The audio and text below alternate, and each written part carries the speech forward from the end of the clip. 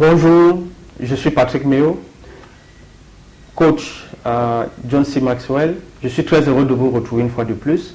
C'est un réel plaisir et à chaque fois que j'ai l'opportunité de prendre la parole et de m'adresser à des personnes pour partager des opinions, pour partager des connaissances et pour essayer de les inspirer, de les motiver afin que chacun puisse découvrir son potentiel et que chacun puisse s'inspirer et trouver la meilleure formule pour se développer. Alors, cette matinée, je vais partager avec vous une thématique qui me tient très très à cœur. C'est la persévérance. Alors, je vais vous raconter une petite histoire. Quand je fais mon examen en deuxième année à l'université, malheureusement, je n'avais pas les moyens pour composer. Donc, j'ai passé une année sans composer.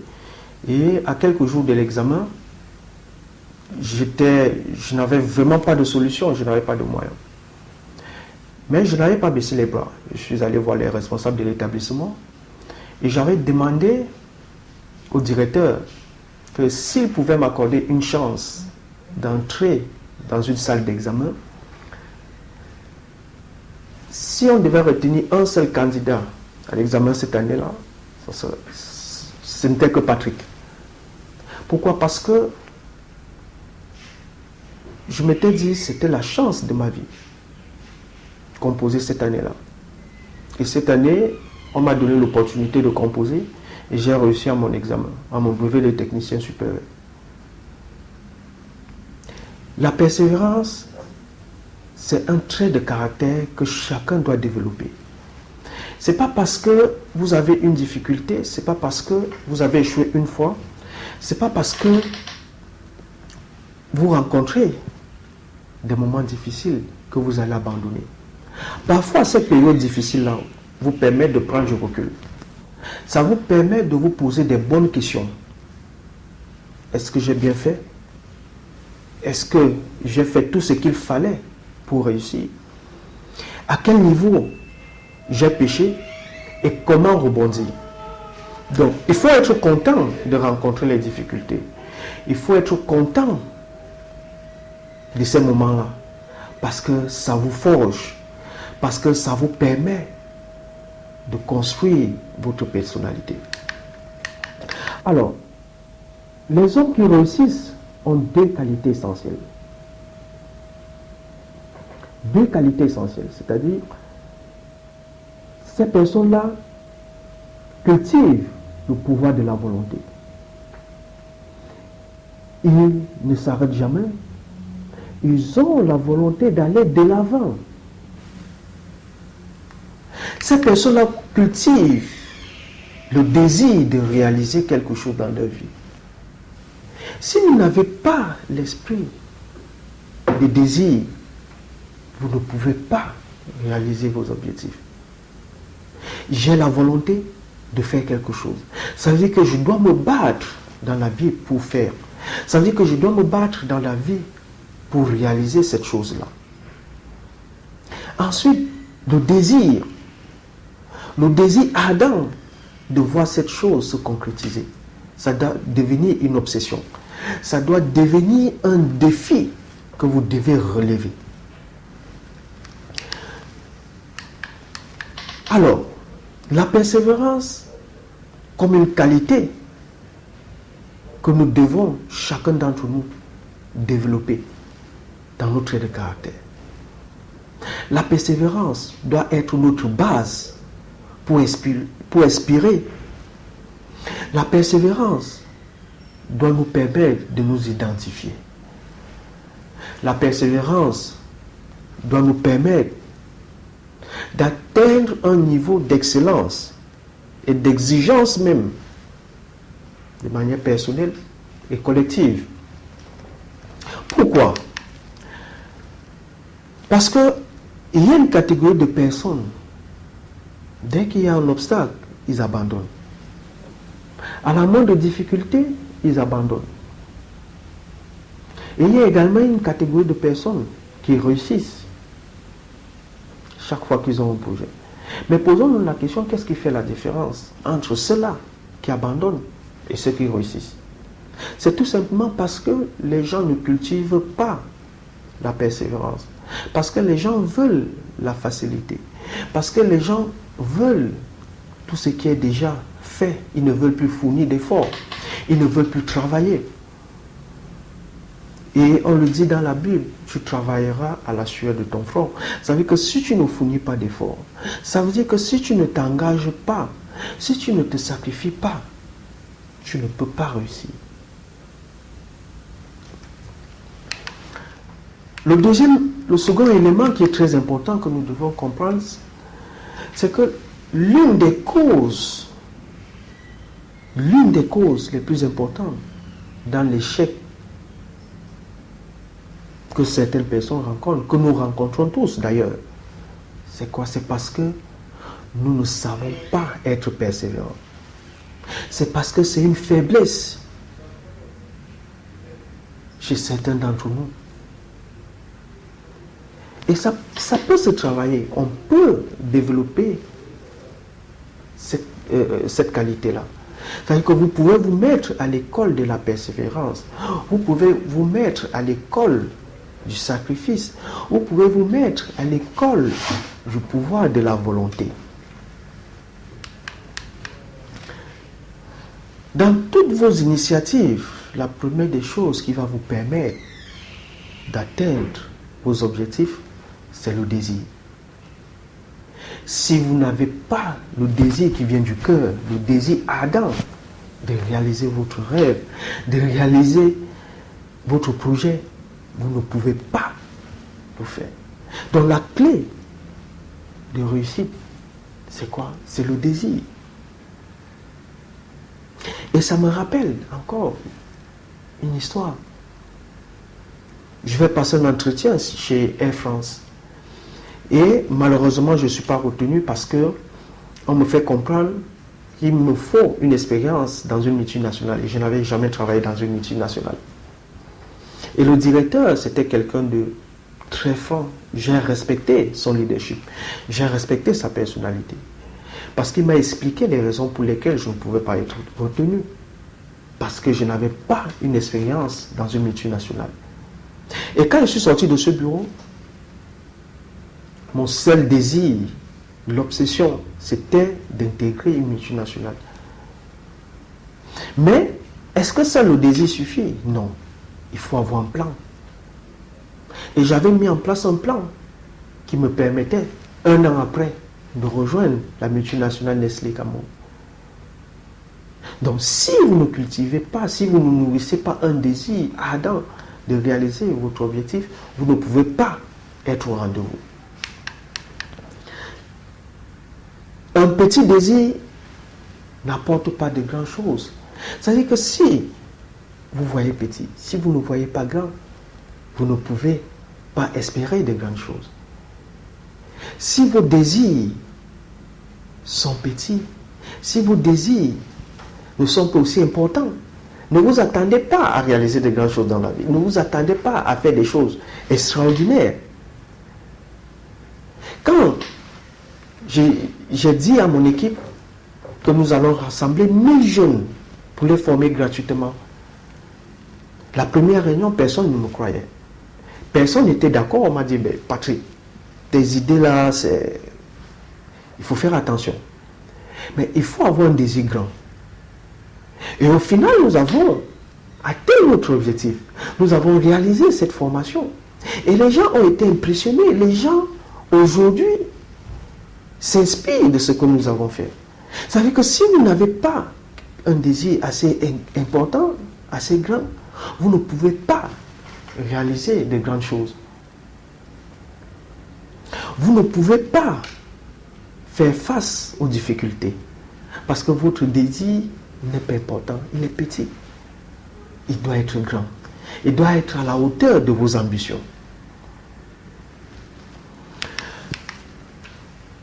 La réussite est attirée par ceux qui ont préparé l'esprit à la recevoir. Il y a certaines personnes qui restent à la maison et ils pensent que le travail viendra les trouver à la maison. Il y a certaines personnes qui ne se forment pas et ils pensent qu'ils vont devenir meilleurs. Il y a certaines personnes qui ne veulent pas évoluer dans la vie. Et ils trouvent toujours des prétextes, ils trouvent toujours des excuses. Et ils pensent que non, les choses vont se mettre ensemble seules. Non, ce n'est pas possible. Si vous ne vous préparez pas psychologiquement, si vous ne préparez pas votre esprit à aller à l'encontre, aller au rendez-vous avec la réussite, vous ne pouvez pas. Vous pouvez passer à côté des opportunités. Parce que votre esprit n'est pas préparé. On peut vous présenter une opportunité là, on peut vous présenter un projet, une ouverture. Mais parce que vous êtes bloqué, parce que vous êtes limité, vous ne voyez pas l'opportunité et vous passez à côté. Donc il faut avoir une attitude, il faut avoir des pensées, je dirais des pensées positives. Il faut avoir un regard positif, un regard orienté vers la réussite, pour recevoir la réussite. Mais si vous êtes négatif, si vous n'êtes pas au rendez-vous, vous ne pouvez pas. Et c'est très très important. Il faut avoir une attitude positive. Il faut avoir de l'énergie positive. Entourez-vous des personnes qui sont capables de vous soutenir. Entourez-vous des personnes qui sont capables de vous permettre de vous construire l'idée ou la mentalité de gagneur, la mentalité qui vous permet de déclencher votre réussite. Sans persévérance, sachez-le, vous ne pouvez pas réussir. Vous êtes voué à l'échec. Parce que la vie est faite ainsi, la vie n'est pas facile. Vous devez souffrir, vous devez traverser les obstacles pour réussir dans la vie. La personne qui vous dira que la vie est facile, que tout est facile, vous n'avez pas besoin de fournir d'efforts. Non, ce n'est pas vrai. Vous devez travailler dur. Vous devez vous investir. Vous devez vous sacrifier. Vous ne devez jamais baisser les bras. Parce que si vous baissez les bras, qui viendra faire à votre place? Personne. C'est votre vie. C'est votre avenir. C'est votre ambition. Ce sont vos objectifs. Personne ne viendra les réaliser à votre place. Personne ne viendra assumer cette responsabilité-là. Ce n'est que vous. Donc, si vous ne prenez pas la peine d'assumer cette responsabilité, si vous ne prenez pas la peine d'intégrer que je dois m'investir, vous n'allez jamais réussir. Vous n'allez jamais évoluer dans la vie. Avec la persévérance, nous transformons les défaites passagères en victoire. Le fait de ne pas abandonner, le fait de tenir bon, le fait d'avoir un moral positif, une attitude positive, vous permet déjà de réduire les risques d'abandon. Imaginez par exemple, vous constatez que vous êtes en train de marcher et subitement vous êtes face à un terrain glissant. Alors votre esprit va se préparer automatiquement que c'est un terrain glissant et je peux tomber, je peux trébucher. Donc même si vous trébuchez à cet instant-là, votre esprit est déjà préparé. Ça veut dire que vous êtes déjà mis dans les conditions que tout peut arriver. Trébucher, alors la chute sera fatale, la chute sera rude, elle sera difficile. Les conséquences seront énormes. Donc il faut préparer votre esprit. Il faut vous préparer psychologiquement à faire face aux difficultés et ça va vous permettre de limiter les conséquences. Ça va vous permettre de limiter la casse. Ça va vous permettre d'anticiper sur l'attitude, sur comment vous allez faire par la suite. Nous pouvons travailler cet état d'esprit-là. Ça veut dire que nous pouvons mettre en place un programme. Nous pouvons adopter des comportements. Nous pouvons travailler pour cultiver l'esprit de persévérance.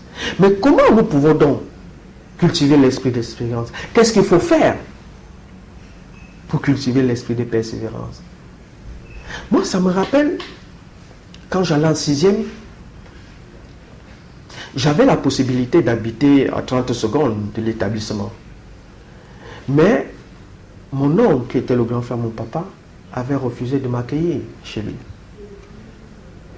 Et je marchais 8 km chaque jour pour aller à l'école. Alors que je pouvais habiter à 30 secondes de l'établissement.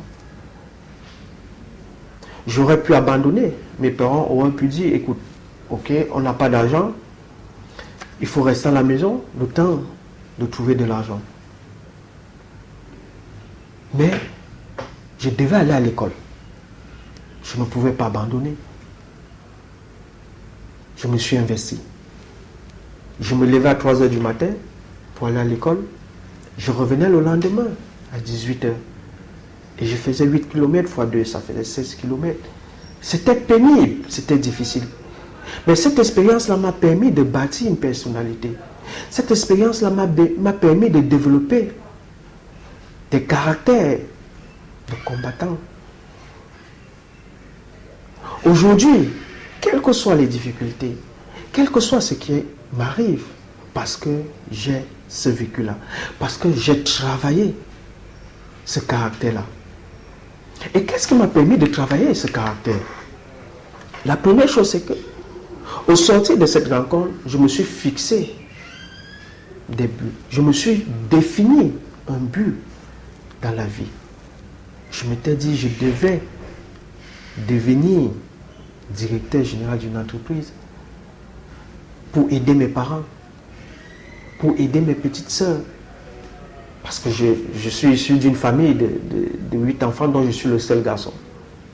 Alors il était hors de question d'abandonner. Si vous n'avez pas un objectif, si vous n'avez pas un but, si vous ne savez pas exactement ce que vous voulez faire dans la vie, vous ne pouvez pas évoluer. Si vous ne savez pas exactement dans 5 ans, dans 3 ans, dans 10 ans, dans 15 ans, où est-ce que je vais me situer? Qu'est-ce que je prévois? Vous n'allez rien réaliser. Vous pouvez prendre un papier et l'écrire sur papier. Voici ce que je vais faire dans la vie. Quelles sont les étapes que je dois traverser pour le faire? Quelles sont les choses que je dois mettre en œuvre pour atteindre mon but? Le deuxième point, c'est la confiance en soi. Si vous n'avez pas confiance en vous, personne ne vous fera confiance. Si vous n'avez pas confiance en vous, personne ne vous fera confiance. Ayez confiance en vous. Développez une assurance. Croire en vos aptitudes à réaliser vos rêves. C'est là que ça commence. Ça commence par vous. Et pour avoir une assurance, pour avoir une confiance totale, il faut savoir qu'est-ce que vous êtes capable de faire, qu'est-ce que vous n'êtes pas capable de faire. Quels sont vos points forts, quels sont vos points faibles, quels sont vos points d'amélioration. Quels sont les points sur lesquels vous devez vous développer. Quels sont les points sur lesquels vous devez travailler pour être au top. La confiance vous permet d'anticiper ce que les autres vont vous apporter. La confiance vous permet de bâtir une personnalité. Je sais ce que je suis capable de faire dans la vie. Je sais ce que je suis capable de réaliser. Maintenant, je peux solliciter de l'aide. Maintenant, je peux solliciter la contribution des autres personnes.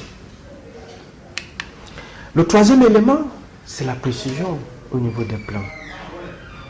Si vous n'avez pas de plan, si vous ne savez pas exactement le chemin que vous allez parcourir pour arriver, précision dans les plans, si vous ne savez pas quelles sont les étapes que vous devez parcourir, si vous ne savez pas quel est le chemin pour y arriver, vous n'allez pas atteindre vos objectifs.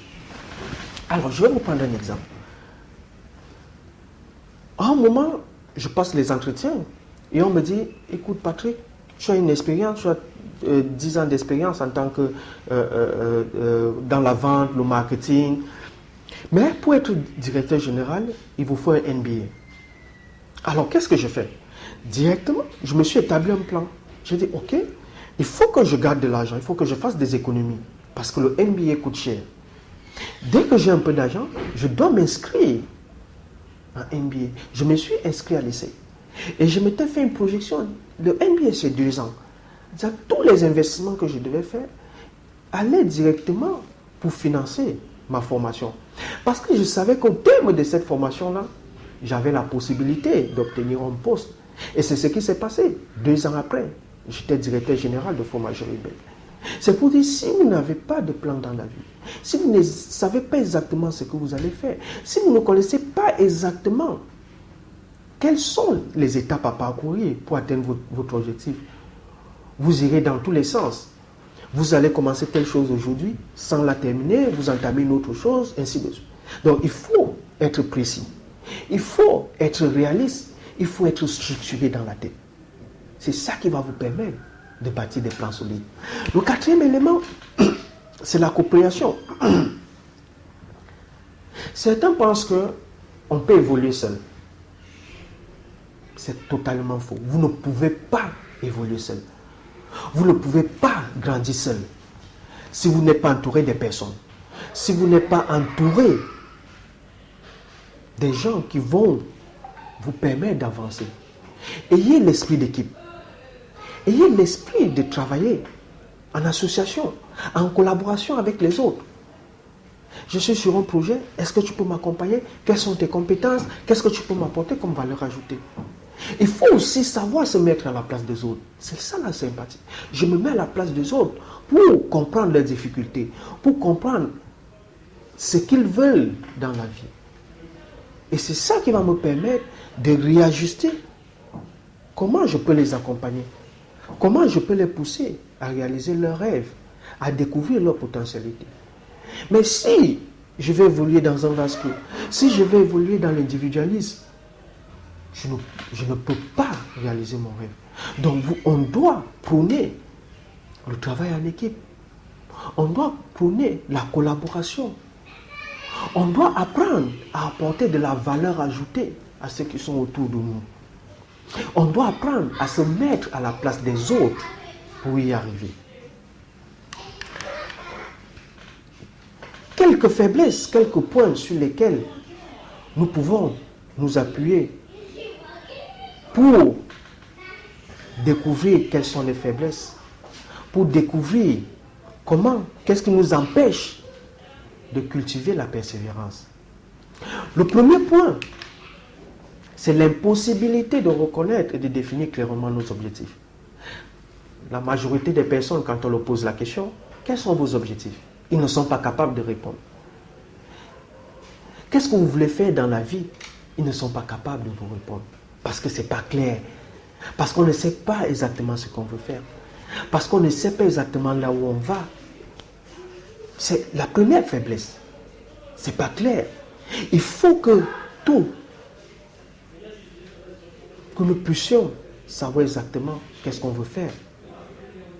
Le deuxième élément, c'est l'hésitation et son lot d'excuses. Nous trouvons toujours des prétextes. Nous trouvons toujours des excuses.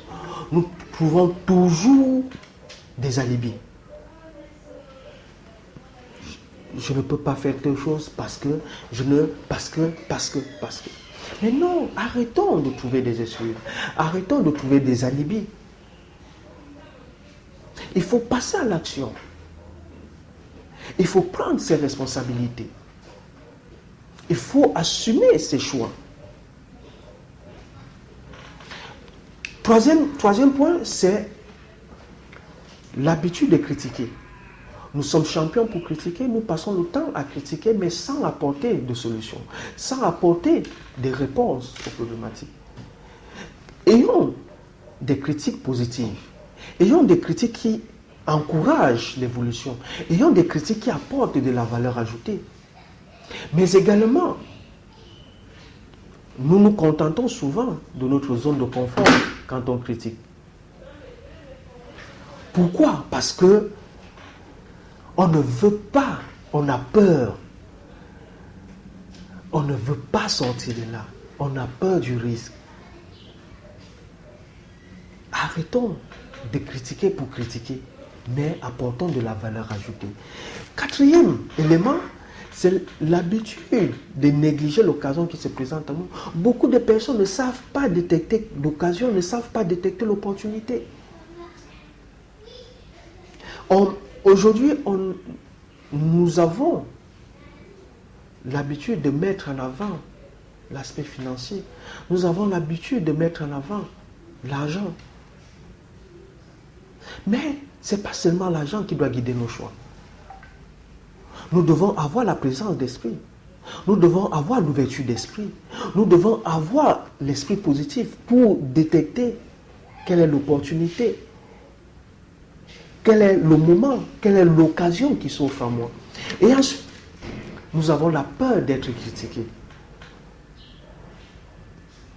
Beaucoup de gens hésitent à passer à l'action parce qu'ils se disent, mais qu'est-ce qu'on va dire?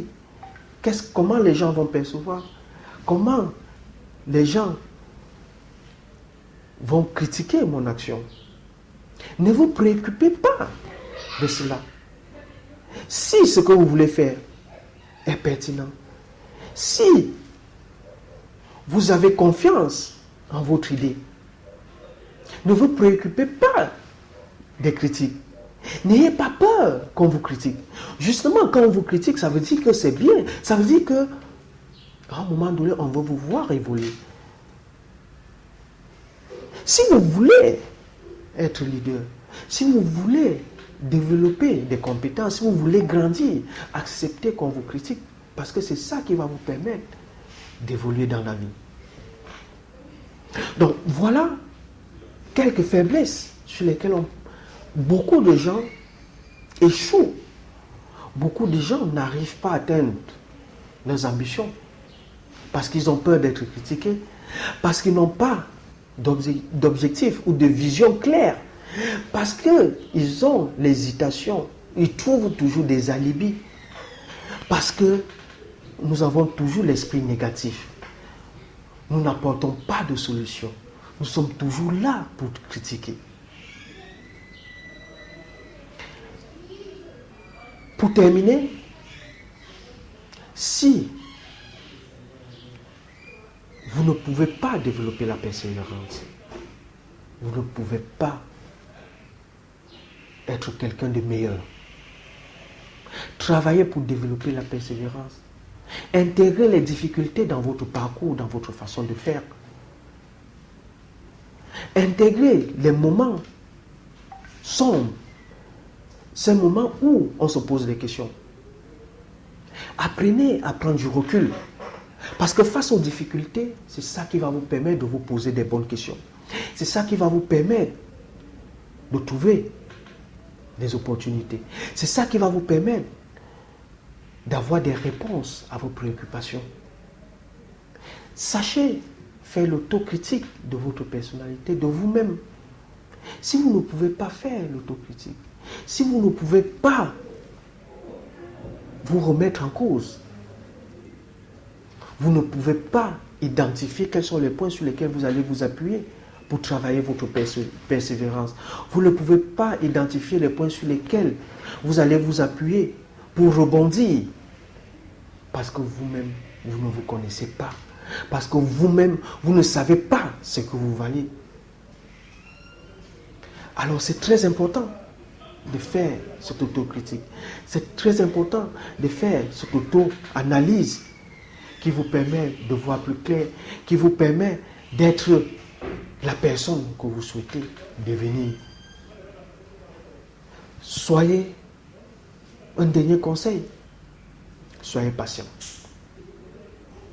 Soyez patient, parce que la patience conduit à la persévérance. Parce que la patience vous permet de travailler la persévérance. Ne courez pas. Ne vous enflammez pas. Soyez patient. Soyez patient. C'est ça qui va vous donner le caractère. C'est ça qui va vous permettre de développer la persévérance. J'espère que vous avez appris.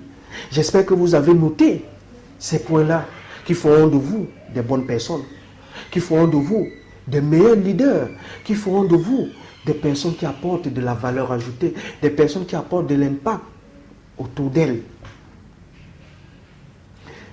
Ce n'est pas parce que vous êtes face à un obstacle que vous allez échouer. Ce n'est pas parce que vous avez échoué 2, 3, 4, 5 fois que vous allez abandonner. Ne baissez jamais les bras.